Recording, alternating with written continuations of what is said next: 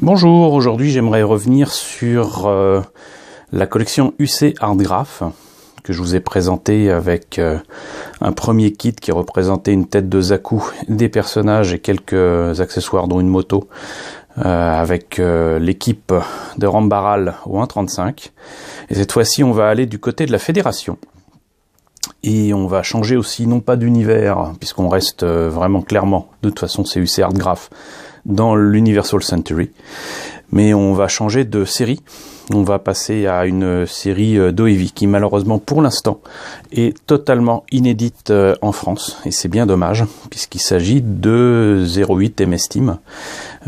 Donc c'est une série d'OEV qui doit bien avoir 20 ans je pense maintenant, qui avait un peu défrayé la chronique si on avait su à l'époque, parce que bon ça prenait quelques libertés avec le calendrier déjà établi des événements de l'Universal Century. De toute façon on n'est pas après avec ce qu'on a vu dans Origin maintenant et dans Unicorn.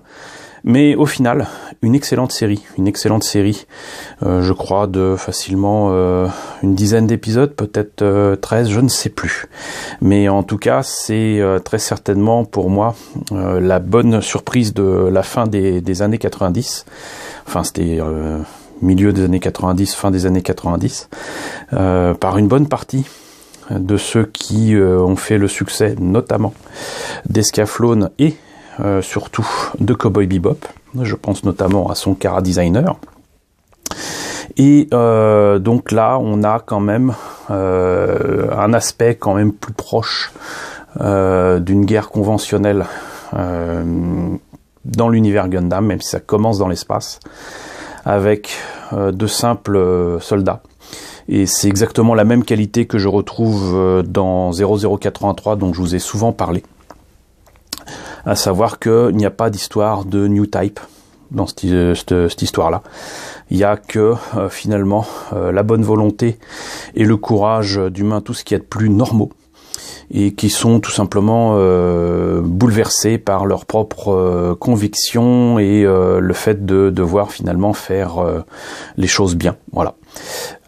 Donc de toute façon, on n'est pas là pour raconter l'histoire de 08 MS Team, c'est un peu compliqué, mais on va résumer par le fait que le héros, Shiro Hamada, qu'on voit ici, bien que dessiné de manière très réaliste, est un jeune officier qui est envoyé sur Terre pour commander une unité avec des Gundam fraîchement sortis d'usine, et pour justement empêcher ou du moins reprendre pied dans la région où se trouve le quartier général de la Fédération.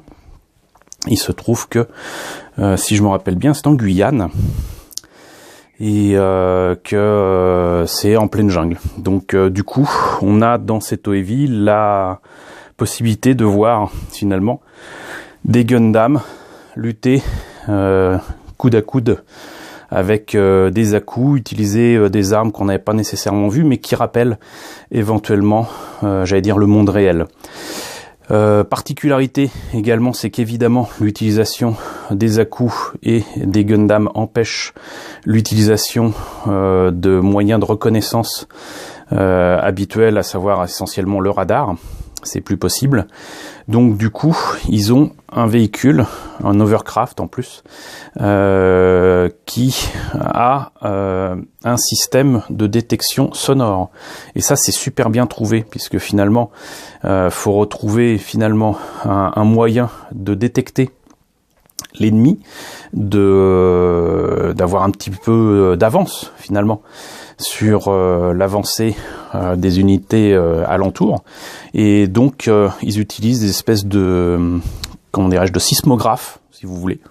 Et ce personnage-là, dont le nom m'échappe totalement, a justement l'ouïe fine et est capable, exactement comme dans un sous-marin en fait, de savoir s'il s'agit de quelque chose de naturel, de quelque chose d'artificiel, si c'est une unité lourde, si c'est un char, si c'est un mobile suit, etc. Donc,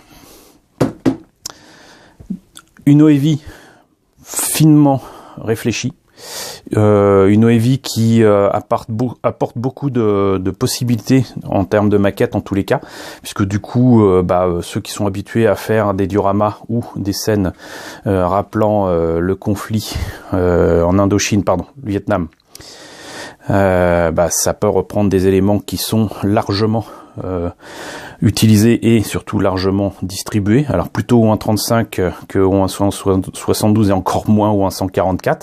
Mais faire des palmiers, bon, c'est à la portée de tout le monde. Faire une jungle, c'est faisable.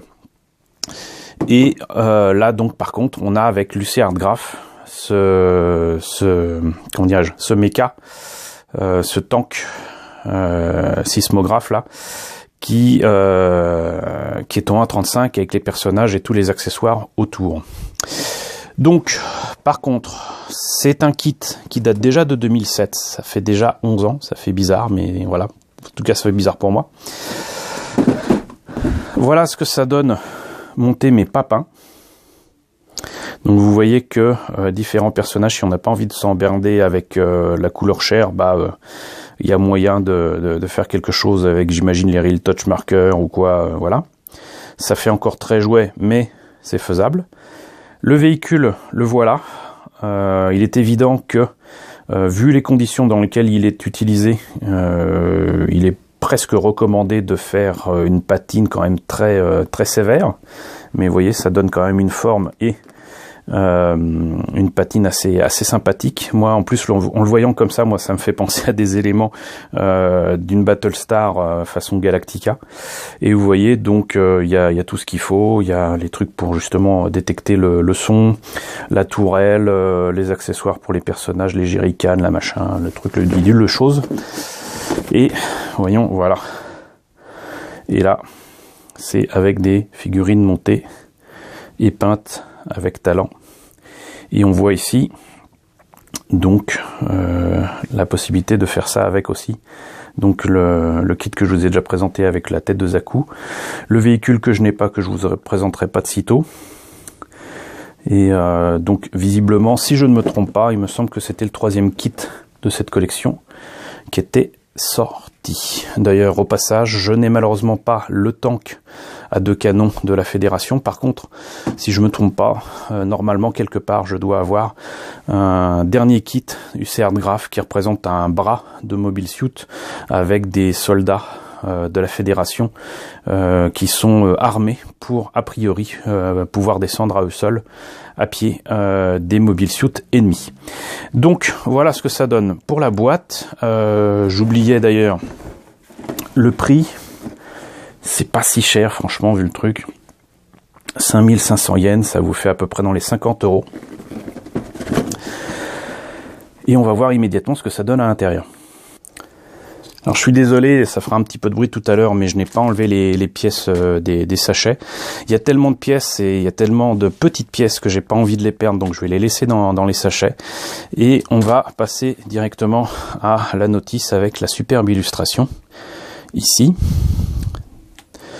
Voilà les dessins qui sont pas du Cara Designer, Monsieur Kawamoto. Mais non, c'est pas son dessin du tout.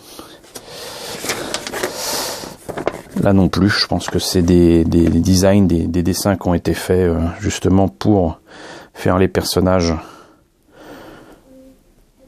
dans ce kit. Et là, ça, j'adore ça. Voilà. De belles illustrations qui donnent envie. Vous voyez que là, très clairement, on est dans la patine de tank. Voilà. Et pour les figurines, par contre, je les trouve pas géniales, peintes comme ça. Mais bon. Alors là, on notera d'ailleurs que ces petits volets qui s'ouvrent comme ça, mais le reste, ça s'ouvre comme un bouquin. Ça, c'est génial, j'aime bien. Je préfère que les trucs pliés. Donc, pas de petit X pour moi dans ce truc-là, hein, forcément. C'est aucune pièce n'a été déjà utilisée ailleurs. On commence par, j'imagine, le châssis. On notera que y a l'installation à l'intérieur du tank pour amener des troupes. Ici, on devra faire 4 fois, j'imagine, les éléments qui permettent de faire Overcraft. Là, donc, on a le sas d'accès à la partie, on va dire, voyageur. Ici, ce qui pourrait s'apparenter, j'imagine, à... Qu'est-ce que c'est? Je sais pas. Je dirais presque une pelle. Bon.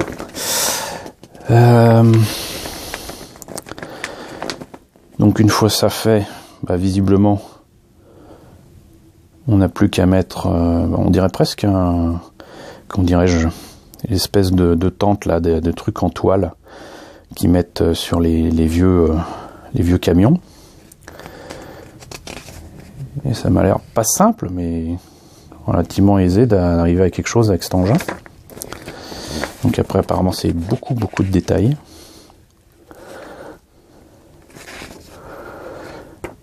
La tourelle. Ah d'accord. En fait, c'est les trains d'atterrissage, si vous voulez. Voilà. Qui visiblement permettent de soutenir la totalité de l'engin pour ensuite sortir l'appareil qui permet de mesurer le son. Les figurines, les accessoires, et il y a même le médaillon de Miss Lynn là, je sais plus, Aina je crois qu'il s'appelle, qui est donc, je crois que c'est le médaillon de cette fille là. Je sais plus, ça me donnera l'occasion de revoir les OEV. Voilà, donc au final, ça donnera ça. Donc les pièces, alors comme d'habitude, pas de vilains autocollants, mais de très beaux décalcos, d'ailleurs pas si nombreux que ça. Hein. Ici, une grappe avec visiblement les figurines. On voit que pour l'Overcraft, pour autant, les détails ne sont pas oubliés. Hein. Je pense qu'on peut faire quasiment aussi l'ouverture de ces pièces-là pour éventuellement montrer l'engin en réparation ou quoi, ce dont il aurait certainement besoin assez souvent sur un terrain comme la jungle. Et on voit quand même que c'est super bien détaillé. On a même, là vous voyez, des pièces transparentes, mais c'est pas du plastique super épais. Vous voyez, c'est des pièces très fines. Parce qu'on part du principe qu'évidemment, ou un 35, à l'échelle, ça peut pas être de l'épaisseur d'une main. Donc, là aussi, de très beaux détails pour la surface supérieure du tank.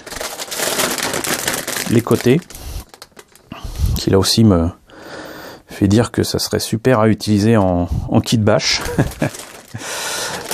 Et encore quantité de détails à ajouter ici et là.